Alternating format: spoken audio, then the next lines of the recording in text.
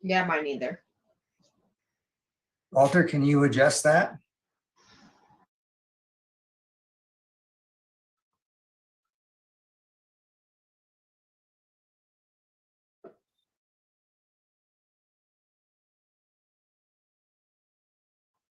Participants?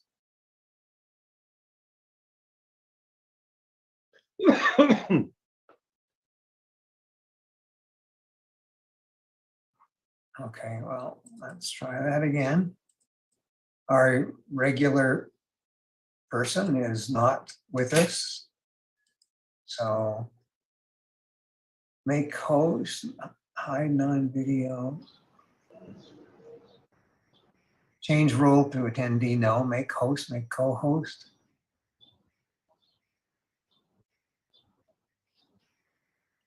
Okay, we have somebody already with a hand up.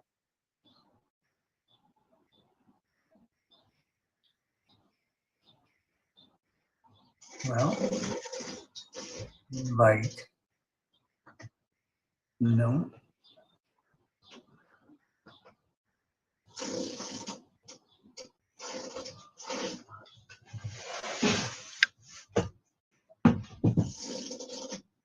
Share screen.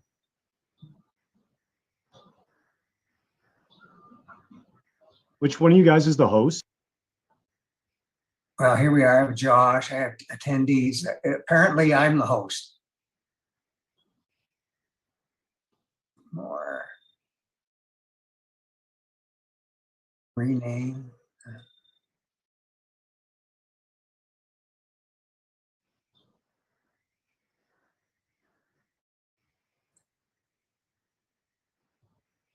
Can I make everyone co-host here and see if that?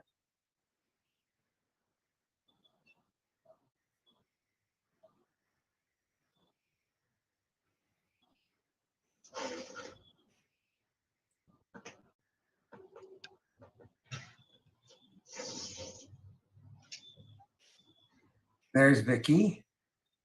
Let's see if we can get Josh in here. Let's make everybody co-hosts.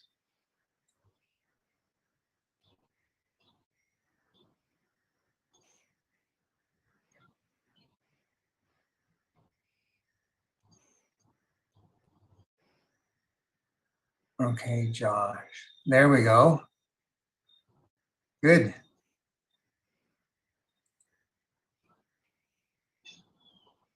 So Walter, any word on Dennis?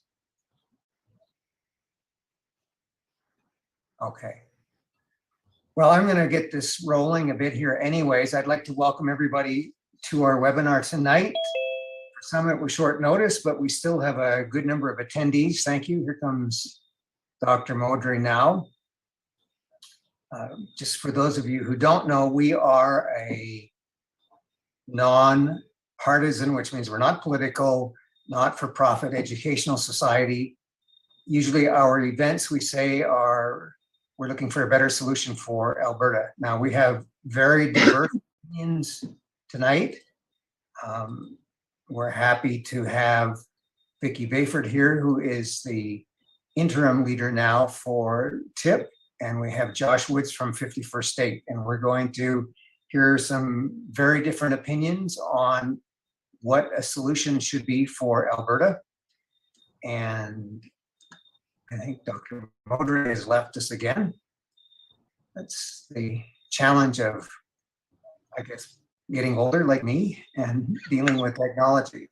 So what we would like to do tonight is we would like Vicky to speak for 10 minutes and Josh to speak for 10 minutes and Dr. Modry to speak for 10 minutes. And then we will open question and answers and we will direct the questions. The chat is turned off right now because we don't want to be distracted from our guests and what they have to say.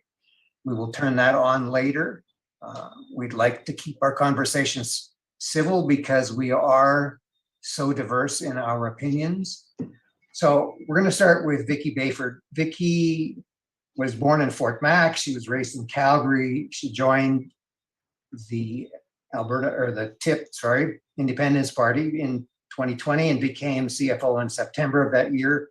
And then in July of 2021, she became the president, not the president, but the leader, sorry, I get my tongue twisted tonight. She spent 20 years in the oil and gas business, and we're super happy that she's here tonight. So Vicky, if you'd like to give us your thoughts on what solution is for Alberta.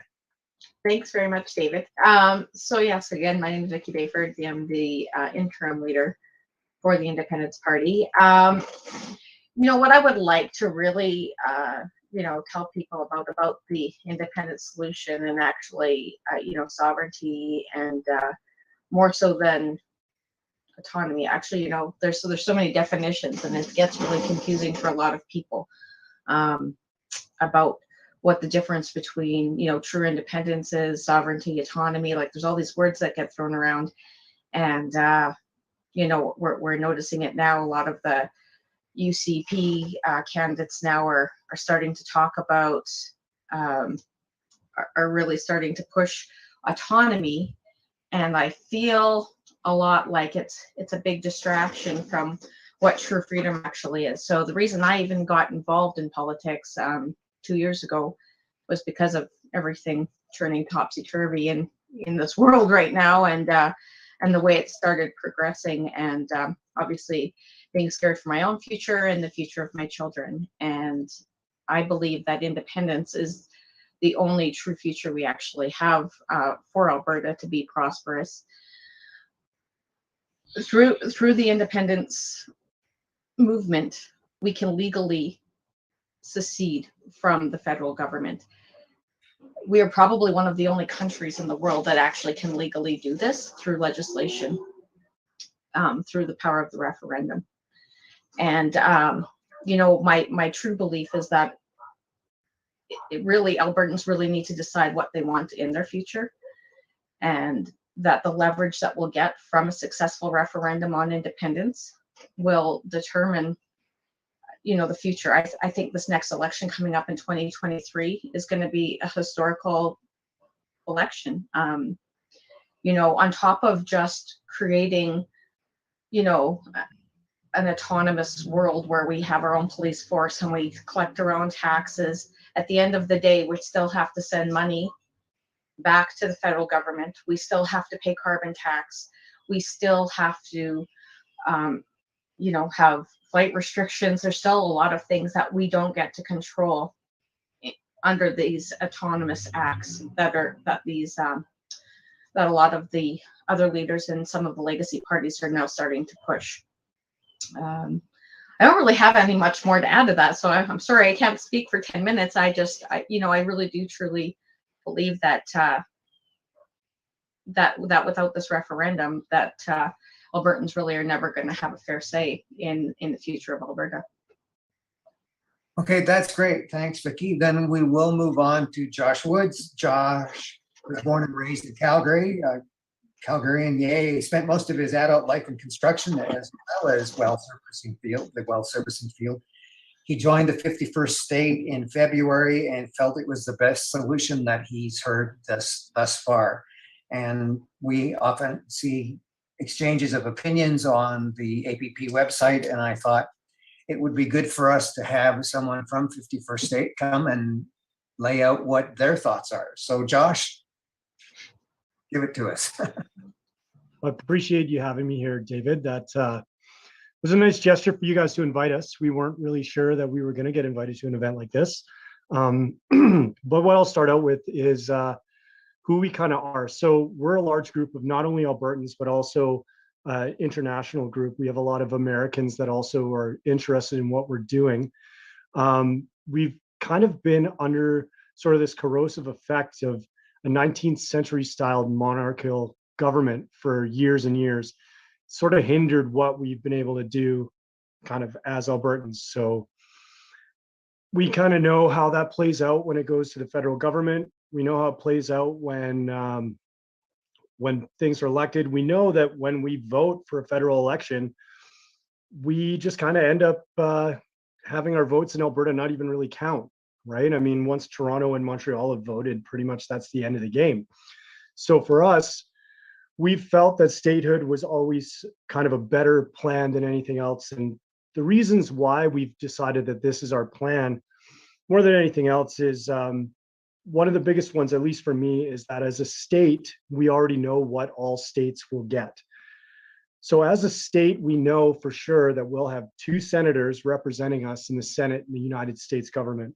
What that means for us is that any laws that are going to be passed at that time, they will be equally voted on because every single state has 2 senators, meaning that no other states can really steamroll over another, right? The next thing that we know for sure is that as a state, just like every other state in the union, we will have access to tidewater. Every state has the ability to transport goods through any other state that they want to without impedance. It's just how it works in the US. If it didn't work that way, states like Iowa and Indiana and Pennsylvania, they'd be done already because they would have never had a way to get any of their resources out of the United States. So that includes us. I've had a few people tell me, well, what about the Keystone XL pipeline? Well, you know what? That crosses an international border. So that's why it got canceled. Had it not crossed an international border and we had been a state to begin with, it would never have been canceled because it wouldn't have been able to have been canceled. We could have gone through Montana. We could have had a pipeline all the way down to the Gulf Coast, and that would have been the end of that. Another thing that we know for a solid fact, if we join the US as a state, is that we will be protected by the US military. This is a conclusion we don't have to jump to at all. We know the US military protects every other state in the union. They protect Alaska, they protect Hawaii. So we know that they'll protect us as well. Some of the other bigger things is people have asked about, well, how do we get there? So the first thing we have to do is similar to kind of everything else is we hold a referendum. The difference between our referendum and everyone else's referendums is that we don't want to hold a referendum to be a sovereign country first. We know that we can hold a referendum to become a state of the United States. And once we have our 50% plus 1 for that referendum, we can then hand that over with a written constitution, like every other state has, to Congress and let Congress battle it out with the Canadian government. Because the Canadian government is not going to be able to really do a whole heck of a lot when they have to weigh down on the entire might of the US Congress. That's kind of how we sort of envision everything going down. We know that we'll have our own police force here. All states, some states don't even have state income taxes, so we can have that. Anything else that we really want to do is covered under the 10th Amendment. And for those of you who don't know, the 10th Amendment basically says that the federal government is limited in its power to only what is available to it that is in the federal US Constitution. Anything that's outside of the US Constitution will be under the jurisdiction of the states. A really good example of that is the recent decision on Roe v. Wade. So Roe v. Wade was overturned. And the reason that it was overturned and given to the states is because constitutionally it was not in the federal US Constitution. There are no amendments or anything that deal with it. And as such, it is jurisdiction of the states, just like anything else that we would want to do.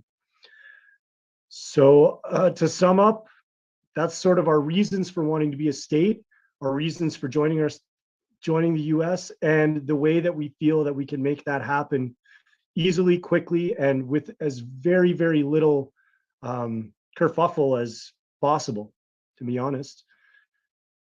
That's kind of all I've got, though. That's great. Thanks, Josh. That's informative.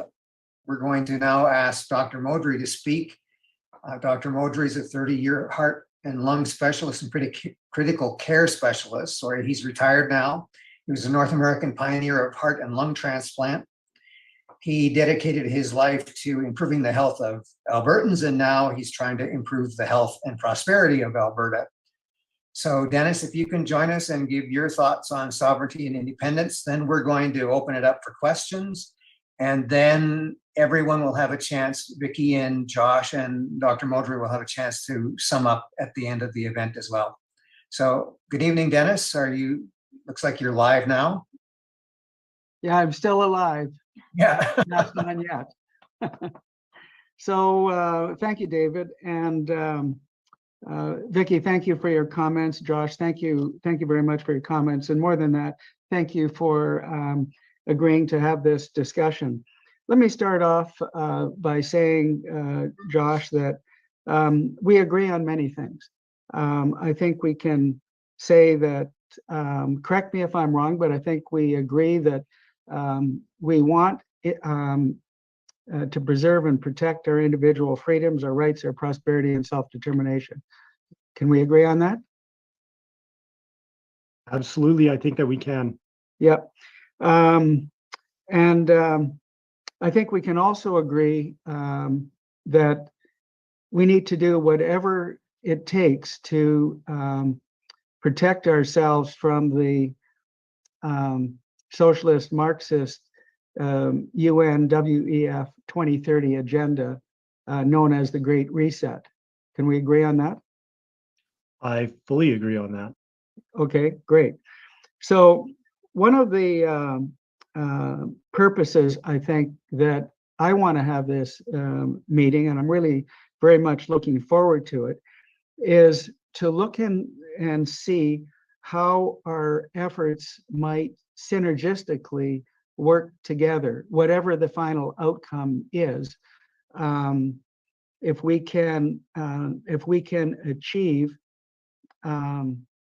those objectives that we just agreed on, then I think there's an opportunity, or there may be an opportunity, in which the Alberta 51 organization can synergize with what we are doing with the Alberta Prosperity Project. And we're looking at trying to synergize our efforts with other freedom movements and other independence-minded organizations. Now, one of the things I think is important to think about is the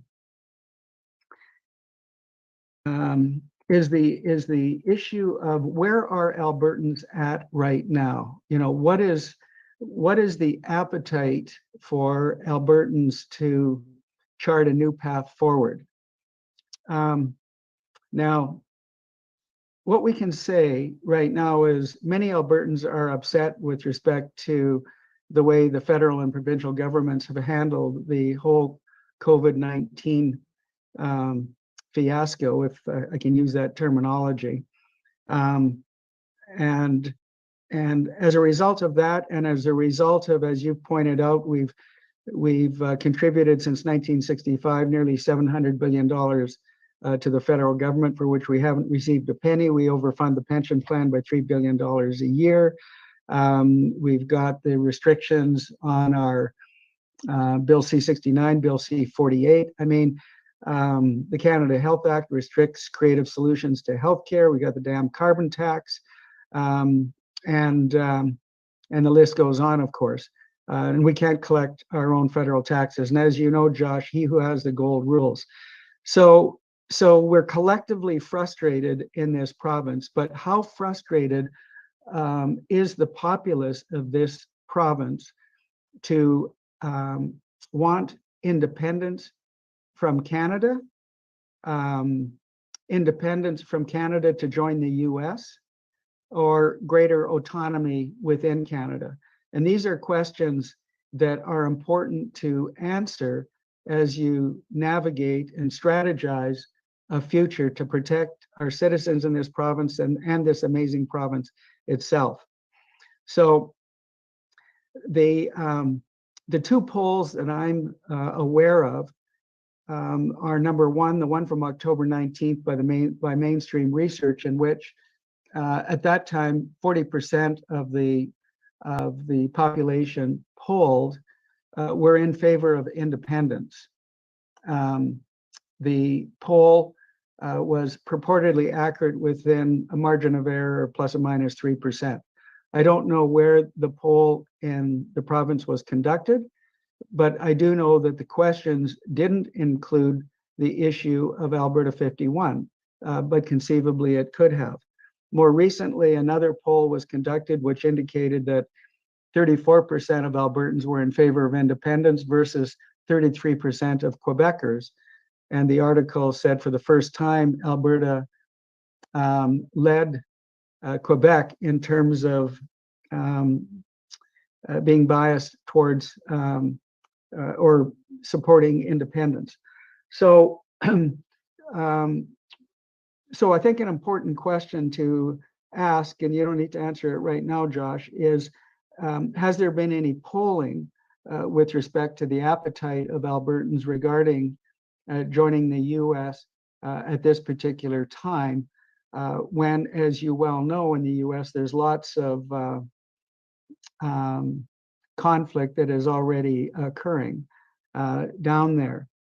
And so, and I want to touch on the issue of Keystone.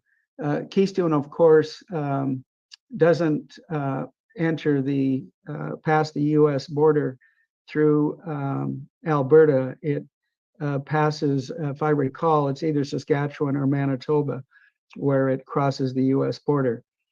And as far as the military is concerned, you don't need to be a state. You could have Alberta could become conceivably a protectorate, such as Puerto Rico, for example, in which case there's military support as well.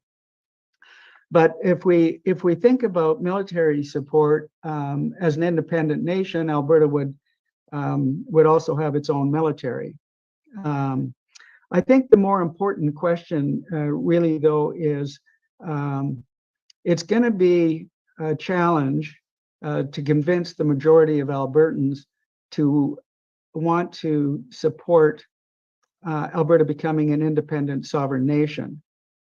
And this is the sense that we get from the hundreds of meetings that we've got. Maybe it's not quite 100, but it's pretty close to 100 since we started this at the end of February. And by the way, we've been preparing for this for the last couple of years prior to the launch at the end of February. But what we found at the events, Josh, and I think you would like to know this, is that when you pose a question to the audience, do you want Alberta to remain in Confederation but with a better deal? Maybe 10 to 15% of the audience supports that idea. But the balance of the audience recognizes the futility of trying to fix Alberta's circumstances in Confederation and want out.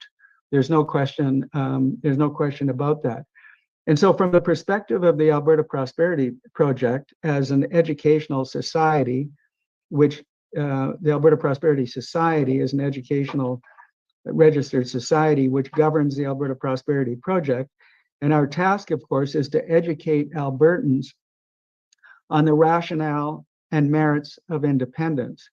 And my concern about Alberta 51, and listen, I love the U.S. For many, many reasons, but I think the troubles that are occurring down there right now would be dissuasive for Alberta citizens to vote in favor of in a referendum to join the U.S. right now.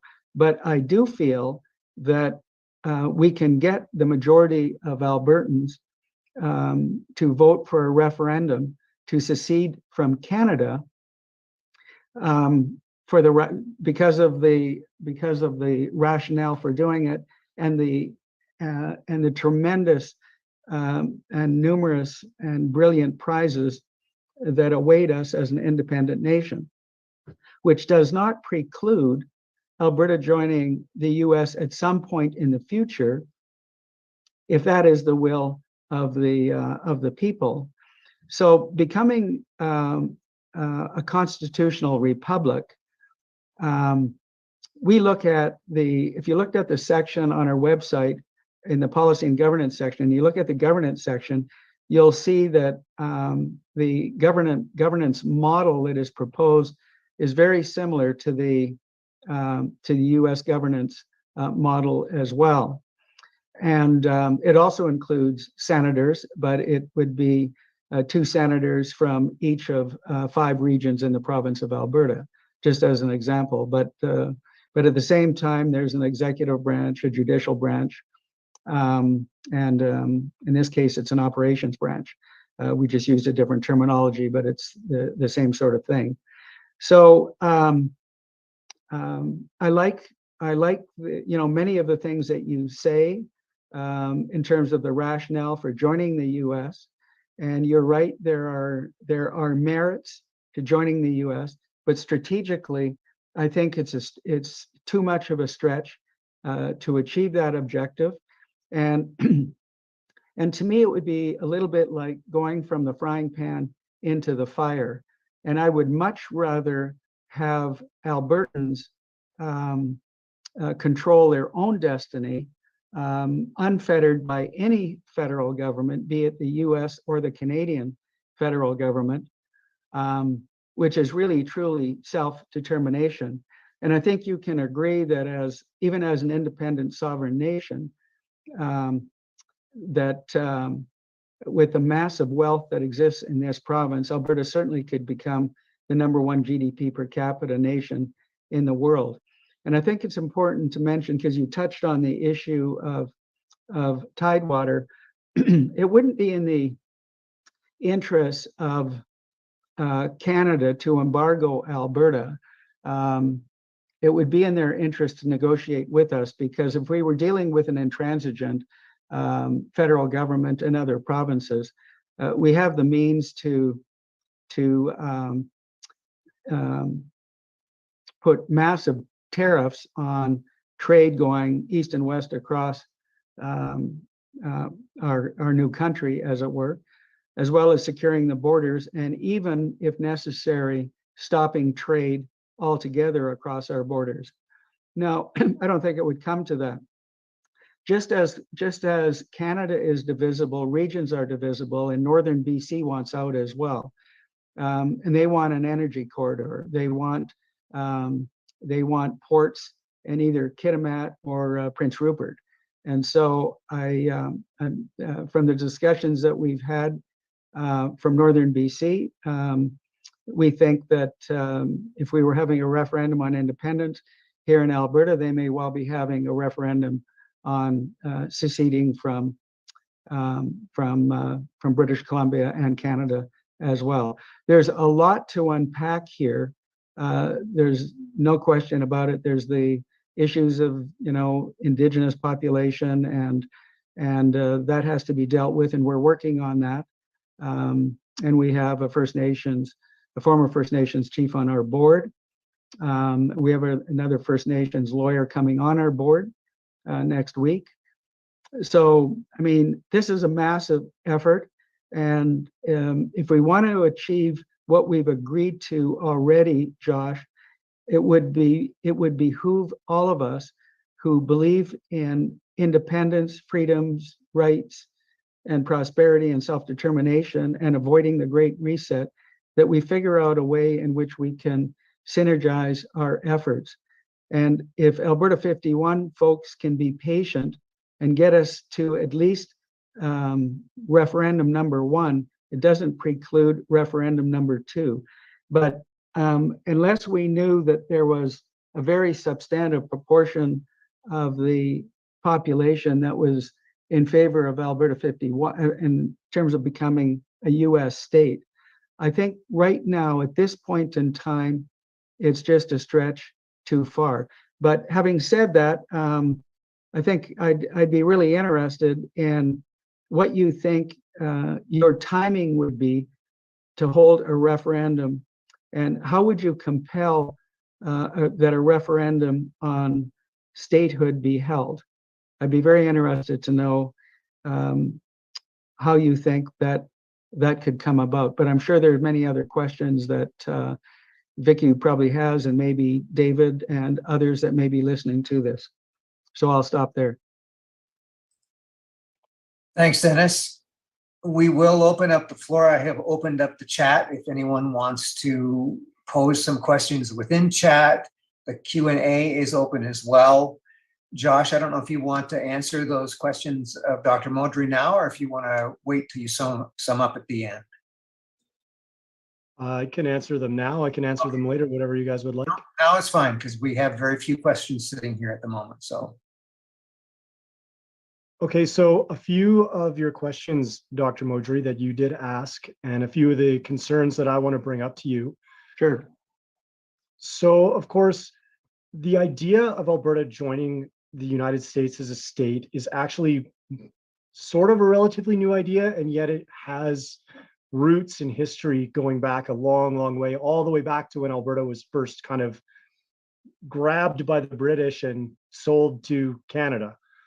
But within that, of course, we feel that the reason for joining as a state versus going independent is really, really simple. None of the things that go with independence are guaranteed. We can't guarantee that Canada won't embargo us. If we decide that we're going to block them from coming through our territory, that's fine. We can do that. But before the Trans-Canada Highway System was built, American or BC truckers used to just drive through the United States, and it only adds about an hour to their drive. So if they decided that they were going to do that, they would avoid us completely, and we would have no control over it. Other things that I would mention would be, we don't know how the US is going to feel about an independent Alberta attempting to build themselves a military or a police force.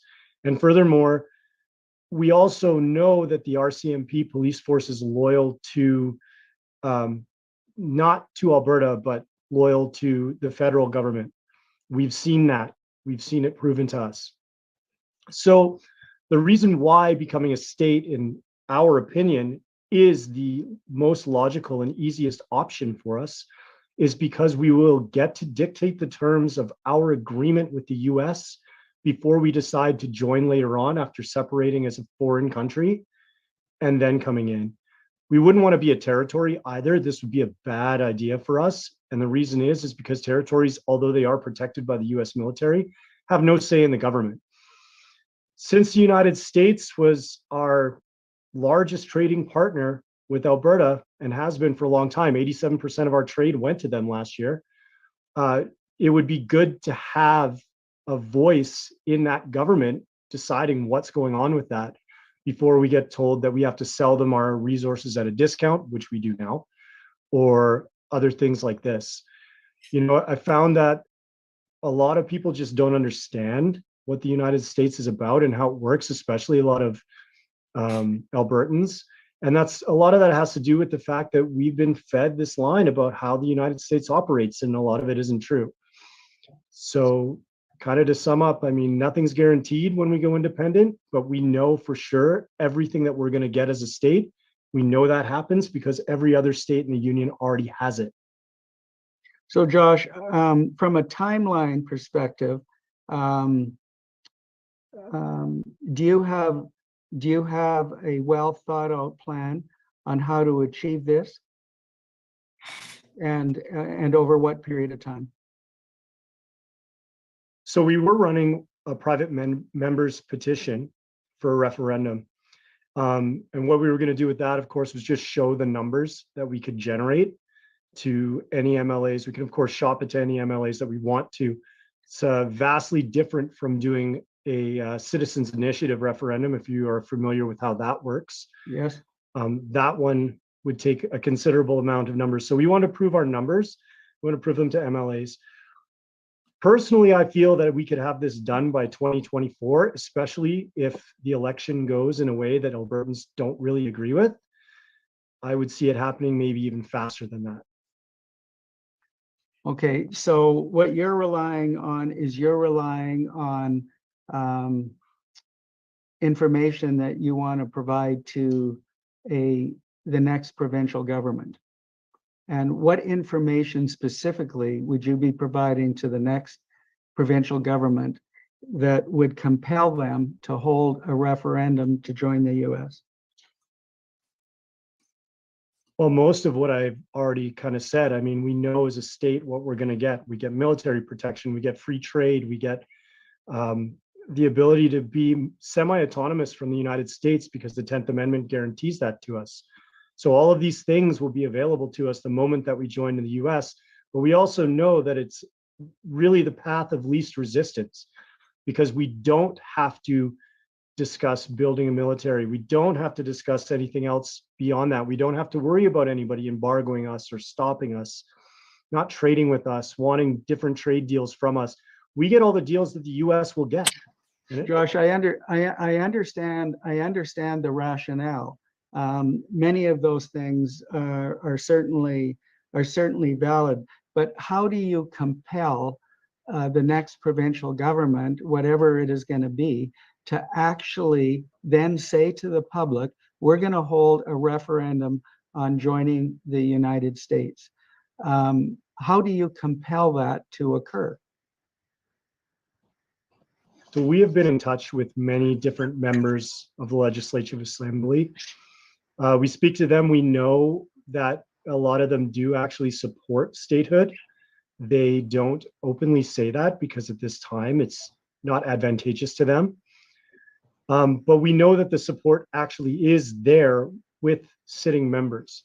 So we will find the members that we need to directly hand our petition to and have that member present that referendum in the legislature. Okay, and so in order to have a petition like that, do you expect to get 350,000 signatures? Because that's what you need. Well, like I said before, it's not a citizens initiative petition.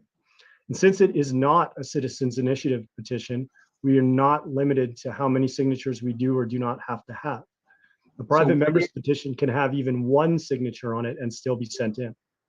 So why do you think caucus would vote in that fashion when they don't know that that's the will of the public? We're showing them that it's the will of the public How? by building our petition and bringing it to them. But you said you could bring a petition with just one signature. That's not the will of the people. Well, you actually mentioned 350,000 signatures. Well, that's what's required that's what's required for a citizens initiative petition. Yes, you're correct. It is. This is not a citizens initiative petition. It's a private member's petition. So if we bring in 250,000 signatures, 300,000 signatures, 500,000 signatures, and we hand that to an MLA, we don't have a time limit to collect it because, as you might know, a citizens initiative petition or referendum has a 90-day limit with Elections Alberta. This does not. So we're going to continue to grab our signatures and bring them in as much as we can and keep shopping them to MLAs until somebody says we're bringing it forward.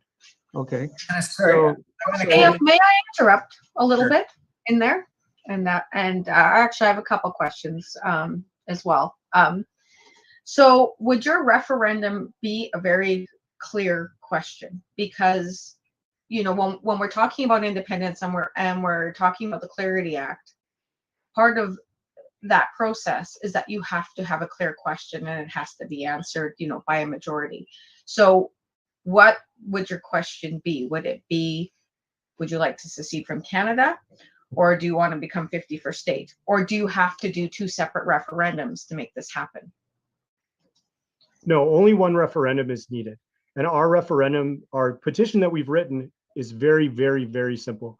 It says we wish for a referendum for Alberta leaving Canada and joining the United States in that order.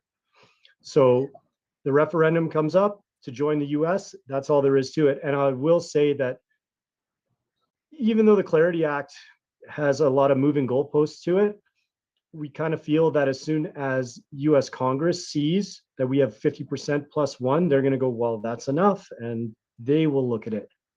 And then you think at that point that we'll get an invitation, because obviously part of the process to becoming a 51st state is we need an invitation from the US. Oh, with the amount of American support that we have already, I absolutely think that we'll get an invitation to join the US. Right.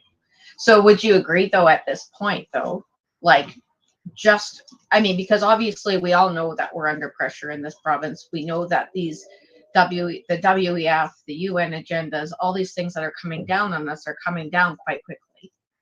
And to, let's say by May 2023 next year, that's not even a year away now.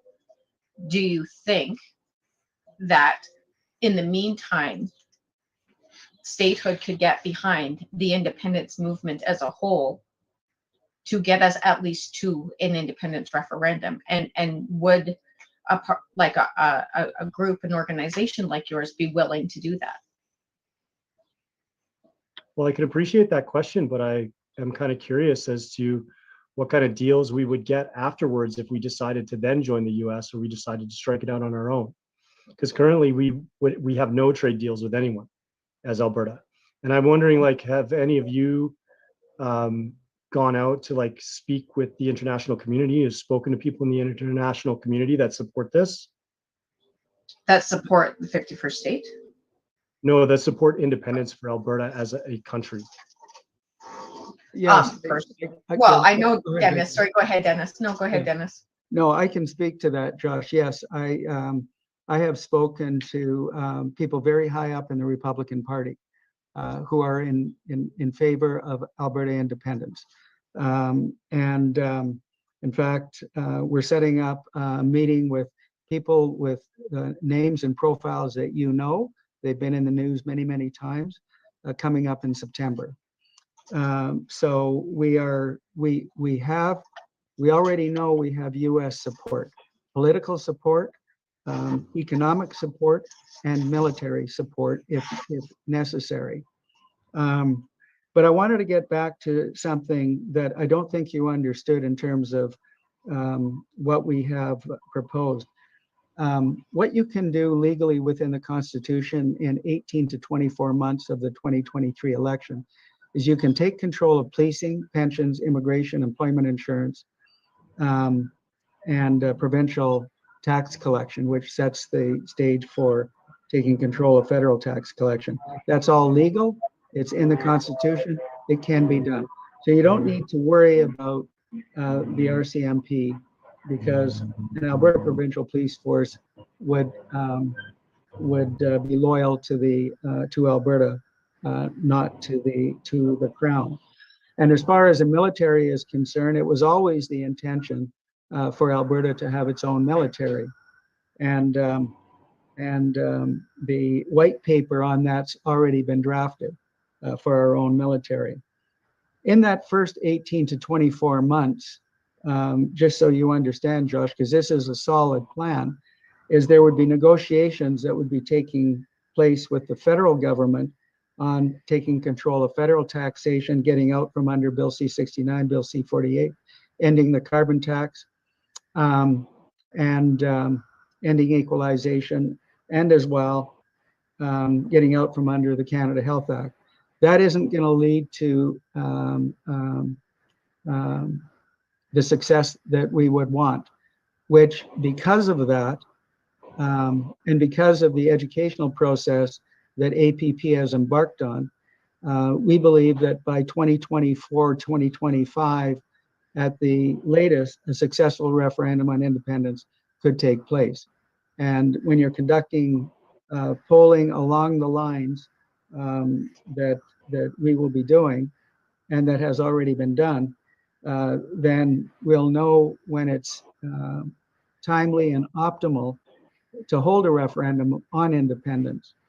And this is where I think, from a timing point of view, because there is a tremendous sense of urgency, we have to stop the Great Reset in its tracks.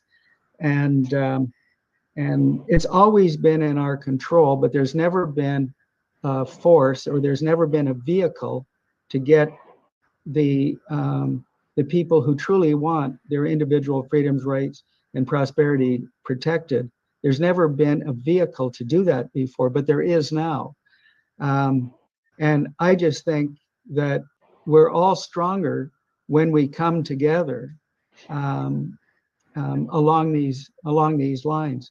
And Josh, you're a young man, and it doesn't preclude, I'm older, it doesn't preclude Alberta at some point in the future, if that is the will of the people, joining the United States. But right now, you know, with deep respect, I have to suggest to you that I don't think Albertans are there. From the polling we've done and from the response we get from the events that we've had, and the people that are following us on social media and the members, etc. You know, my strong belief is that we're on the right track. You're on the right track in terms of the rationale for independence. It's just that I think independence within the US right now is a leap too far for many Albertans. A lot of Albertans right now want greater autonomy within Canada. They want to stay in Canada, and but they just want control of their wealth and control of their affairs. And so leaving to join the U.S. right now, I think for a lot of them is going to be a stretch too far. Forming a constitutional republic, and think about England. England left the European Union. The whole Brexit strategy, Neil Lafarge worked on that for a long time, and it actually worked. And so they got out from under an oppressive arrangement in terms of a shift of wealth and problems with immigration and other concerns that they had. We have the same kind of problems here, but even greater. And for many Albertans, leaving Canada and becoming an independent nation, they might be able to accept. But I think joining the U.S. right now isn't going to be in the cards for the majority of Albertans. And I think, for Alberta 51, I mean, if this is the direction that you folks really want to take, you're going to have, in my opinion, and again, I say this with great respect, I think it's going to take more than shopping around a petition amongst the MLAs in order to achieve that objective, and which is why we would be in favor of working synergistically with you. By the way, how many members do you have now in Alberta 51? Registered members? We have over 3,000 now. 3,000. Okay, that's I'm going to interject now. Sorry, just we have a stack of questions, and I'd like to pose them right now. Go ahead. First of all, there's quite a few for Josh, and then there's at least one or two here for Vicky. So, Josh, is 51st a political party, or are you just a society or an organization? So there actually is a Alberta Statehood political party that does exist. We are not part of it. Similar to the APP, we're just an educational movement, and we want to educate people on how things work in the US and becoming a state and how that works and what it means to Albertans. Okay, there's a couple more questions, again, coming from the floor.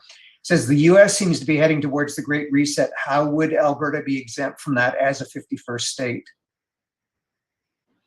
So one thing that I want to really stress on this one is there's a very different mindset between Americans and Canadians. Being 40 years old and having grown up in Canada with our kind of current education system can tell you that we get taught from a young age that the UN is a great thing and that it can help us and that we're all for it. In the United States, they teach their children a lot differently than that. They actually teach them that, yes, the UN exists, and yes, we will work with them, but we are never beholden to them. We are the Americans, we are the United States of America, and we do what we want to do, with them secondary, whereas Canada sees them as primary.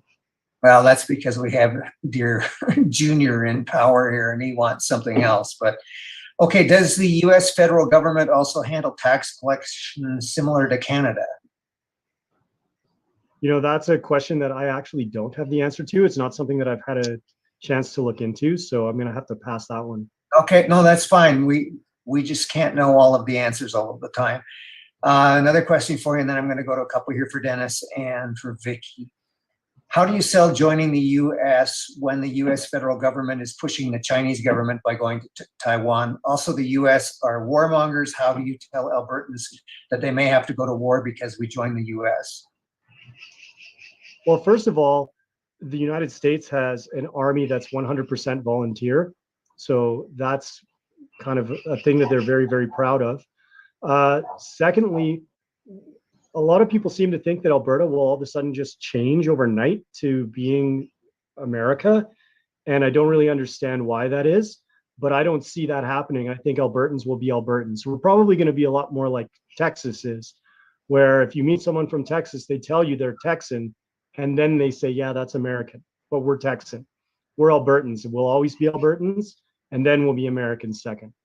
Yeah, I can appreciate that. I was in the Canadian military and I trained with a bunch of newfies. And when you asked them where they were from, they said they were from the Rock first. It was Canada second. So here's another question related to that, because you brought up Texas, and Texas has talked about leaving the Union. From a lady, she says, I have recently spent an extended time in the US and learned that there is serious talk in the US of succession within several states. There are very large organizations within the US that would like to secede, and form an entirely new union and would like to include Alberta and other provinces. Have you heard this? What is your reaction to this? So that has been brought up to us a few times. I've spoken with people that are members of those groups just to see where they're at with that. Personally, I don't see it as being a problem. If that's something that they wanted to do and invite us to, I would actually personally be for that. But I think joining the US overall is the safest option for us. So that's kind of where I stick my guns at. Okay.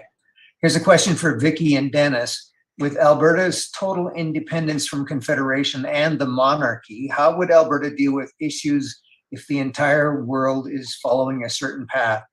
Case in point, the COVID reaction of lockdowns, forced vaccines, and so forth. Well, honestly, I think that Alberta is in a very special position, period, in the world. I mean, we are probably one of the only places in the world that could completely self-sustain. And if we needed to hold our own for a period of time, I really believe that the people here would do it, that we would have the food, we'd have the resources, and we'd have everything we need to kind of hold off on that battle. Like, I mean, honestly, yeah, this is a world agenda. It's not a secret now, and we know where a lot of these world organizations are trying to push us. But as far as protection, I mean, obviously, we have neighbors to the south. We have world support. I mean, you even saw it with the convoy. I mean, we saw people stand up for Alberta across the world. And I really don't believe either that Canada being made up of our families across the nation, it's not like we're all from Alberta and all our families in Alberta and whatever. We're not going to have our neighbors coming down on us with guns. I really don't believe that. And I don't think that if Alberta chose independence and that we would, that we would have a new system of government that would make the politicians accountable, that we would have to be clear, and it would really be up to Albertans what they wanted for their future. I really don't feel that this monarchy, that any of these world forces can stop us from moving forward in the direction that Albertans want to go, no matter what it is, whether it's COVID, whether it's, trying to pressure us with military action. I don't think it would happen because we are way too close to the border to the US. We also have really good trading partnerships with the US. We supply too much energy to the rest of the world. I think the people out there are a lot smarter than that, than to come after Alberta in that type of way. Sorry, I just want to reread that question again. I think I said everything I want to say, but honestly, I really truly believe that, obviously, even like Josh said, it's not like we're going to have a referendum and the next day we're independence. This is going to take years. This is not an easy path forward, and no one has ever claimed it's going to be an easy path forward. We have a lot of work ahead of us. Even we have to win government. We have to have a successful referendum, and then we have to negotiate contracts. And this is a long process, no matter what. And in those contract negotiations, through all of this, I mean, we're going to have to stand on our own for really, I think, a long period of time. But like I said, we're in a very special place in the world. that I believe, one, we can do it, and if we had to, we could self-sustain. So basically, there was another question there. Dave, Yes. let me just add to what Vicky said, because I agree with much of what she did say, is that Okay. yes, we have the potential to self-sustain. Number two, though, is that the issue of this global movement is not supported by every region in the globe. Many regions are pushing back against the fallacy of the climate narrative, and the solution to climate change. There's been, over 100 apocalyptic predictions from climate. None of them have occurred. So, how many times can you cry wolf? But the bottom line is that there are many regions in the world that are independence focused, independence minded. They want their individual freedoms and rights. They want to be prosperous, and they will trade with us. And one thing that I think Josh will agree with as well is that the U.S. will still be our number one trading partner. I'm not worried at all about military incursion, because everything that we are advocating from the Alberta Prosperity Project is entirely legal. And aside from that, I think we'll have political, economic, and military support from the U.S. anyhow. So back to questions again for you, Josh, unless you want to answer something there right away. Yeah, I just wanted to mention this. So I do know what kind of what the Alberta Prosperity Project is all about. And I just kind of wanted to say, this has been in ways tried over and over and over again with very little success. I mean, even I would roast Jason Kenney on Twitter when he said, well, I wrote a strongly worded letter. It's like, is that as far as we're going to get? Because that's all we're going to get. I don't think that the Canadian Parliament is going to actually disregard us when we have the strength of the U.S. Congress behind. Well, Josh, you said something that's incorrect. There has never been a movement to get a population on board with independence. There's never been a movement like this ever anywhere in the world. So this is unique. What we're doing has never been done before. This requires tremendous resources.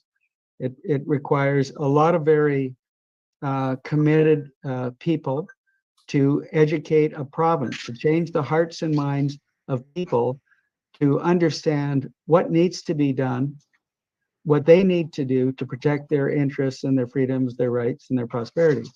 So you're wrong about that. It's never been tried before. What we're doing has never been done before.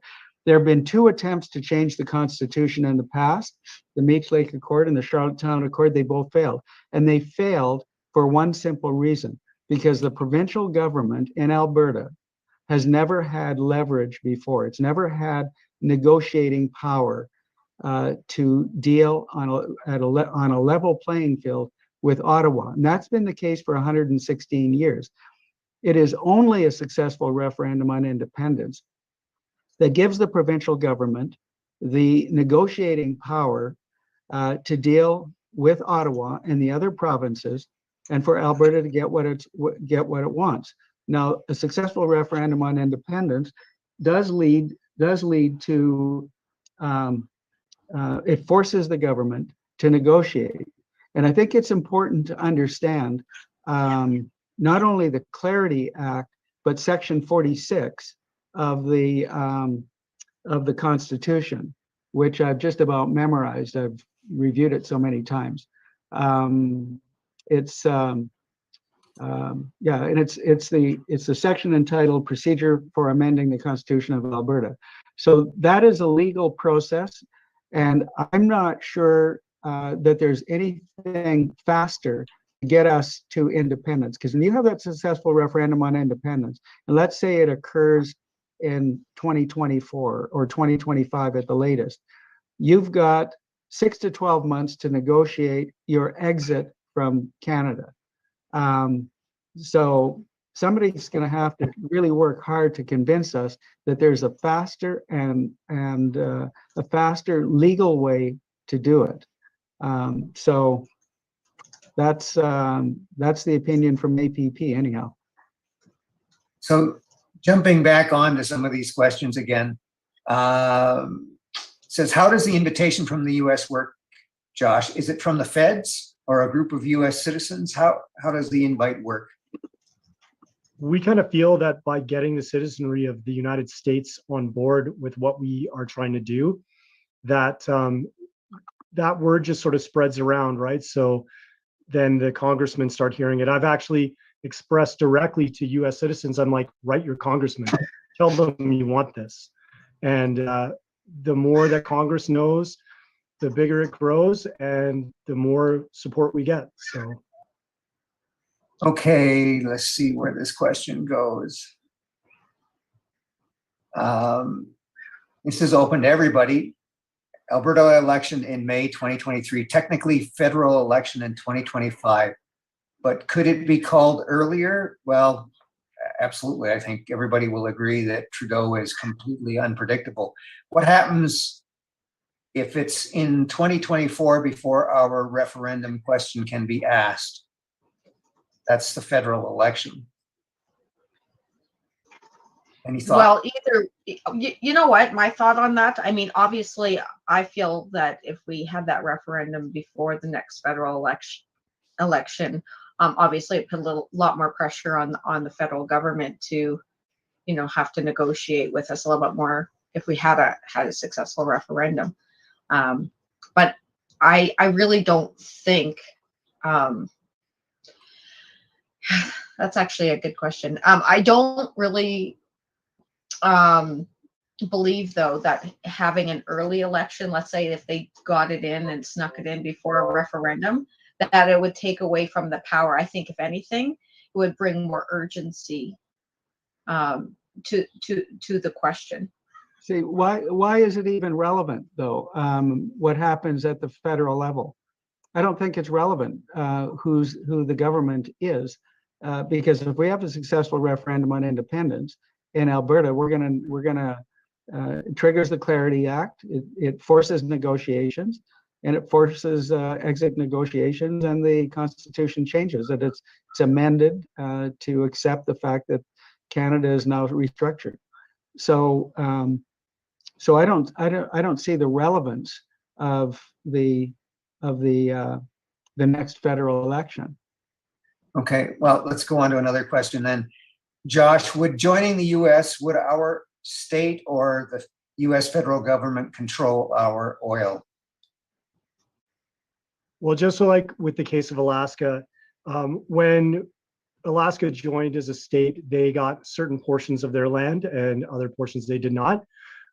We would negotiate our own land rights and usage with the federal government, but anything that is under the land that we control belongs to us as the US state. So yeah, we would pretty much control our oil from there. Shipping it out to the US any other way, kind of, yeah, would be probably at a discount, I'd say. Okay, what about the medical system? How do you see that? I mean, we're so different between Canada and the US. Any thoughts about that, Josh? So I think that in and of itself is a little bit of kind of not really reality. Yes, the United States has a private healthcare system, and technically so do we, because we all pay together to fund that system. The difference is that in the US, they're paying a lot less per person than we are to fund that system. And as such, they have less wait times. They have better technology. They're allowed to do what they want. And there are already several other states that have one-payer healthcare systems. So if that's something we wanted to keep, we could obviously keep that. Okay, I'm going to make a statement here. There's a question here from a gentleman. He said, excuse me, the Catalonians did run a campaign of independence from Spain, and when the referendum succeeded, they didn't actually achieve their goal. The Spanish government arrested all of the leaders involved and imprisoned them. It was over before it had a chance to begin. But that's a completely different circumstance because their constitution doesn't allow for that. And so that was seen as a rebellion rather than an attempt to actually do what they wanted to do, create their own state. But we're going to see that happen probably very soon in England or in Great Britain, because the Scottish are revving up for their second referendum, and this one they're probably going to win. And there's a good chance that Wales is not far behind. So there's going to be a great deal of pressure internationally to accept those two nations. Let's see if there's another question here. Dave, let me make, I just want to respond to something that Josh said. Josh, I do like the US healthcare system better than what we have here in Canada. In Canada, on November the 2nd, 2021, there was a report from the Fraser Institute that looked at healthcare systems around the world, and the Canadian healthcare system functions in the lowest quartile of quality at the highest quartile of cost. Having said that, I've experienced that inefficiency because I worked in the system for 30 years. And I've written about it. In fact, I wrote a paper entitled "Medicare is Killing Us, Reengineering the Canadian Healthcare System." But you did make one small error. On a per capita basis, the US healthcare system is more costly than the Canadian healthcare system. And it's partly because of they pay the freight for the pharmaceutical industry. That's one thing. But the beauty of the US healthcare system is access. You have instant access. Even if you are indigent, if you have no money, if you have a life-threatening problem, you will be immediately looked after. It's the issue of chronic problems that the indigent have to wait to get into a state-run hospital. But there is much to like about the US healthcare system, and it's part of the reason why many people in Canada go to the US to get their healthcare.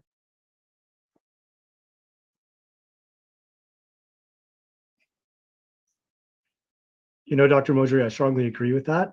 I know that you're right. I find that a lot of the stuff that I do just ends up being educating Canadians about Americans. So I have done much work on all of that. Yeah.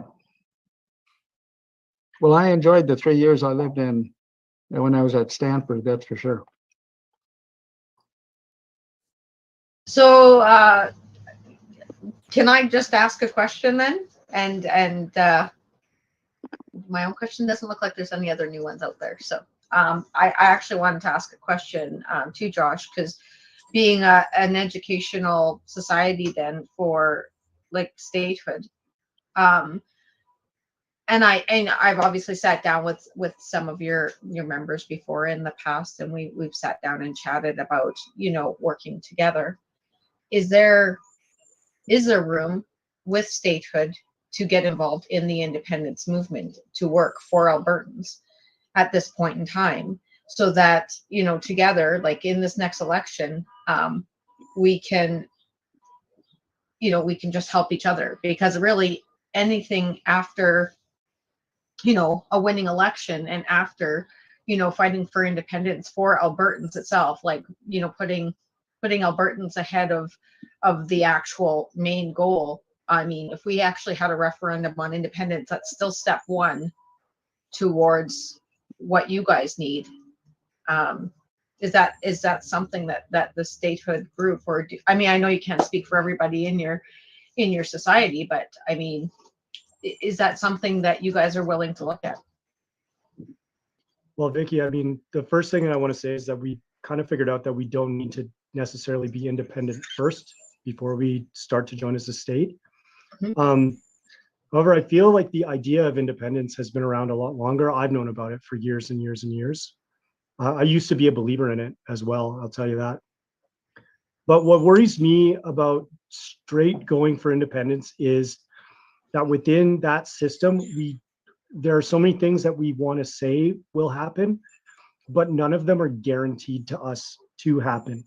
We could get fought by the Canadian government. We could get denied by the US government. We could get so many different things could happen to us.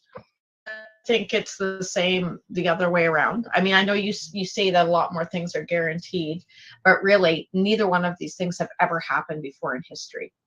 So looking towards that we both want the same thing, essentially, freedom, prosperity, good lives for our children's, do you not think it's worth, getting on board with a political engine where we can work together?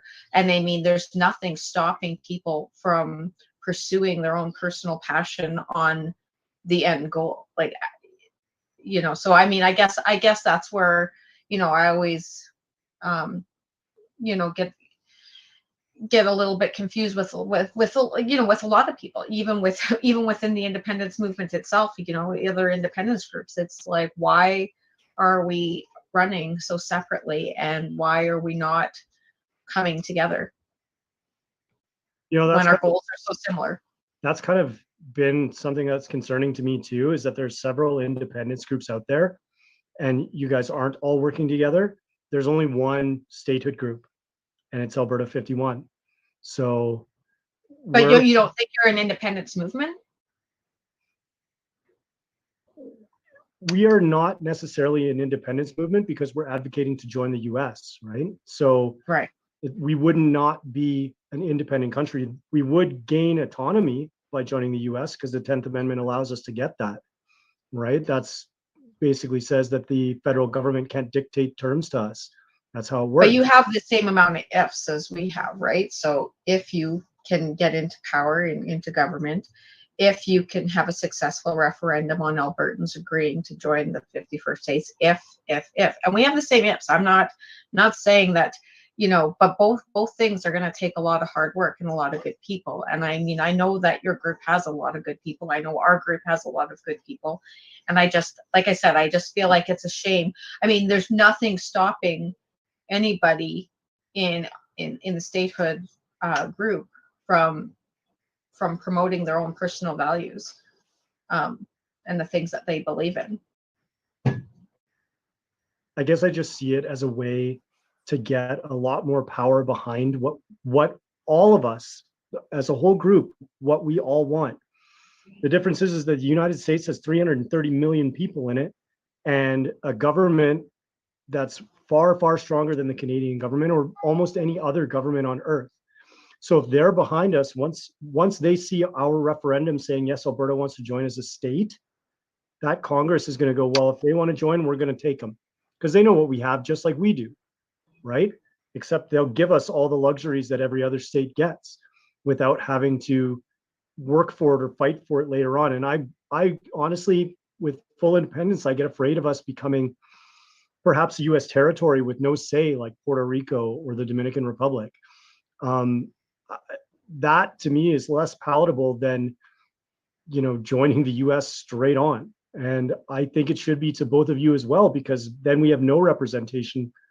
We just exist. Well, I guess the only place we really disagree, Josh, is the fact that I do believe that Alberta's in a unique position in the power that it can hold, like the people of Alberta hold in their hands if they want to take it. And I'm saying the people of Alberta, not the government of Alberta. The people of Alberta, with the resources and everything that we have access to, I don't really obviously I don't believe in statehood, or I would get on board, jump on board with that message. But, there is, again, I love the US. I have cousins, I have family out there. I love going out there and visiting. But do I want to become part of that system? No, because I think we have an opportunity here to create something brand new, the best of all the worlds combined. And with the socioeconomic changes that are going on every 6 months right now, everything's changing so fast. We don't know where the US is going to be in a year from now. We don't even know where Canada is going to be a year from now. We don't know 6 months from now, really, with how fast things are changing. So it's like, if we have one focused goal, I mean, in a short period of time, because we do just have a short period of time for the next provincial election anyway, we could do something really amazing. Yeah, I just echo that, what Vicky said. And it's important to understand, Josh, that, you're an educational society. The Alberta Prosperity Project is educational. Vicky is coming from the perspective of the independence movement and independence party, the Independence Party, which is a political vehicle to bring about independence. And it's hard to know, how that is going to work out from a political perspective. But the concept of independence and the benefits of independence are certainly there for us to grasp if we have the courage to do it. The question I'd like to ask you, Josh, is given what's going on in the U.S. right now, and with the Democratic Party, I don't think they're going to retain the House and the Senate in the midterm elections, nor will they retain the presidency in 2025 or 2024, excuse me. But what if it was the case that the Democrats remain in power and this whole woke movement and this great reset settles in the U.S.? Because you can see the Republicans haven't been able to stop it in this. And look at how much damage has been done in a short period of time. I mean, I guess the point is that we can't predict what's going to happen in other countries. We can only control what happens in Alberta. So would you be still an advocate of joining the U.S. under the current type of administration down there? With Nancy Pelosi flying to Taiwan to fight for their independence, I have a real strong feeling that it probably would be equally as accepted with the Democrats or the Republicans. Although I will say that the Republicans are far more in favor of it than the Democrats are.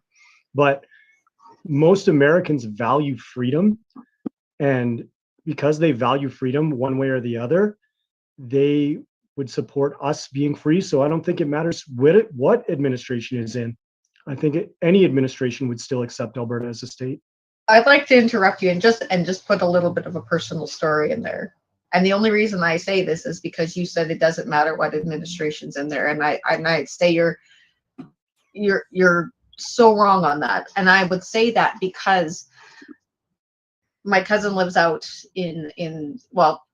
so my cousin's husband grew up in California, Northern California, the only Republican part of California. He grew up very strong into politics. He's always been a good Republican and really fought for freedom.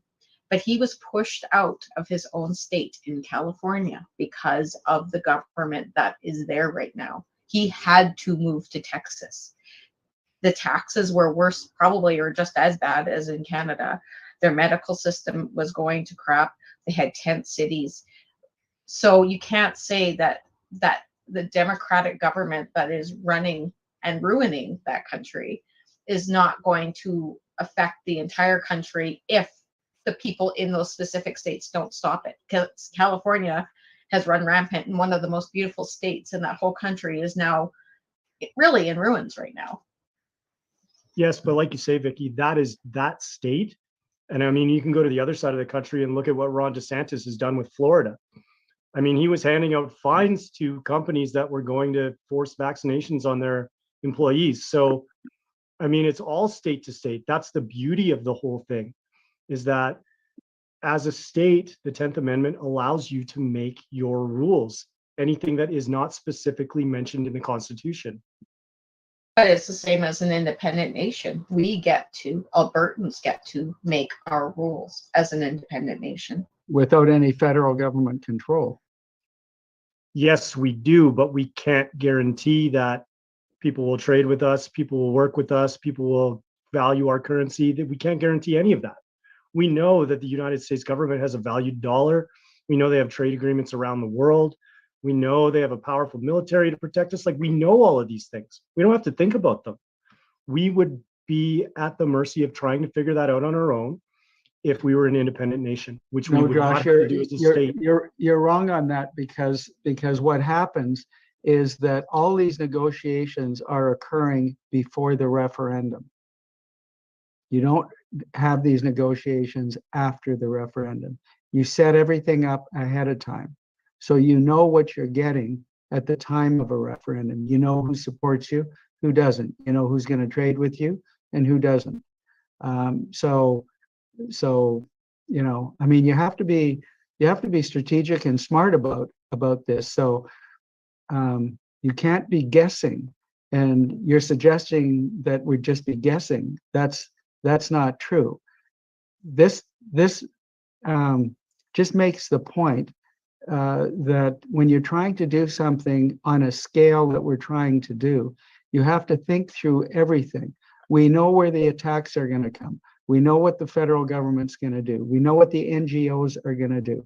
We know what certain other nations are going to do. We've already figured that out. That's what you call planning in order to pull this off.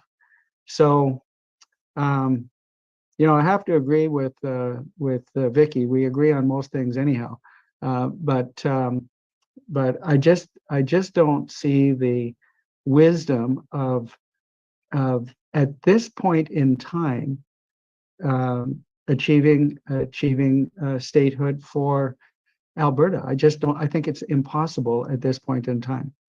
It might be different, some years down the line, but right now, I don't think the Alberta electorate would go for it. Okay, well, we're running out of time and we're starting to drop attendees. So if Vicky and Josh and Dennis would like to just sum up, then we'll wind it up. So Vicky, would you like to make a summary here? Sure. Thanks very much. And again, I just wanted to thank you guys for allowing me to come on and talk on behalf of the party. So I guess in summary, I think one of the biggest goals on top of a referendum for Albertans and trying to win back our freedom and prosperity from this federal government, I'd say one of the larger goals of our party is to unify Albertans as a whole, and obviously behind the independence flag. And obviously that's our goal. We're never going to muddy that message. We have a clear path. We have a clear plan that will get us through this. But I would always like all the parties to know there, whether it's Statehood, WIPA, and some of the independence groups and the freedom movement, that we are here to talk to negotiate with. Obviously there's certain things that, our message won't be negotiated on, obviously. But I still think that we're stronger together.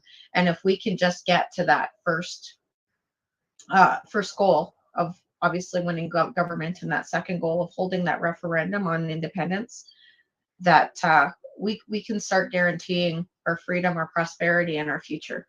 So again, that invitation is always open to you, Josh, to whoever else is watching, and get involved. I actually honestly appreciate and love the perseverance that your group has.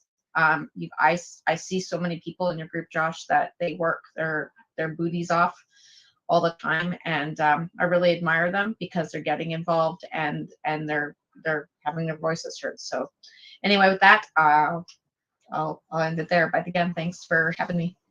Thanks, Vicky. You're most welcome. Josh, first of all, just before you speak, I'm going to thank you, and I'll thank you after as well, but for coming, because in a way, you've sort of been on the hot seat because there's two opinions towards independence that's different than yours, but we're getting a lot of thank you notes. People are glad to have some clarification. I see Norm has written a great deal of things here for us as well that are backing up your thoughts and beliefs. So please do sum it up. So, I guess the first thing that I want to say is that Alberta statehood and the 51st state idea is really a lot newer even than independence is. You know, people haven't really heard of it. They haven't really considered it. Even when I discovered it, I was an independence supporter. And then I discovered statehood, looked into it, and discovered, wait a minute, this is like an easier way to have things happen, and a very, very safe, guaranteed way to have things happen. And that's sort of why I went with it, and why I started getting involved, and why I started doing what I was doing. So, you know, I mean, I can respect what Vicky wants to do with independence and what Dr. Modry wants to do. I respect that. I think you guys are great. I think you've done a lot of work for it. Continue on with statehood, because I honestly think that it really is the best chance that Alberta has to prosper long term. Great. Thanks for that, Josh. Dennis. Okay, well, I'll be brief. I just more than grateful, Josh, to meet you and to have this discussion. And you know, I wish you well in your endeavors. I would have hoped that maybe we could have come to maybe a meeting of the minds on how we might synergize our efforts. But I think if the focus is on statehood, which, you know, for your group is, I respect that. I wish you guys well. And I think that you know, we'll probably just have to carry on in our own way. We are not going to say anything negative about Alberta 51. I think it's important to maintain a level of respect for all of the independence-minded organizations, and in a very real way, Josh, statehood is independence. It's independence from Canada, and it's far more independence of looking after your own affairs, even if you if Alberta were a state. But with that, I wish you well, and our door is always open to further discussions with your group at any time. And meanwhile, we'll carry on and try and keep building the movement. And our goal is, you know, 500,000 to 1 million or more Albertans, which will have the ability to control, for the first time, we'll have the ability to actually control government rather than have it be the other way around. So that's part of our objective is leverage on the government, and the government having leverage with the federal government to get us out of this ridiculous confederation that's failing all of us in this country, but particularly in Alberta. So thank you so much. That's great. Thanks, Dennis. I would like to thank all of the attendees who have hung in. It's been an hour and a half. That's a long webinar. We appreciate your interest, your wanting to hear what everyone has to say. We are an educational society. We will continue webinars. We're going to take a little bit of a break here for the next few weeks. Hopefully, starting back in September, we'll be back on every Wednesday night at 7 p.m. We hope to have someone, if it's not Vicky, from TIP back, maybe from AAP. We'll see how our conversations go. Maybe we'll even have Josh back for a little bit more conversation. I mean, it's been interesting. We all want freedom and independence for Alberta. We just see the end result in a little different way. So thanks again to everyone. Special thanks to Vicky, Josh, and Dennis, and have a great evening. Ciao. Take care, all. Thank Bye-bye you. now. Night. Night.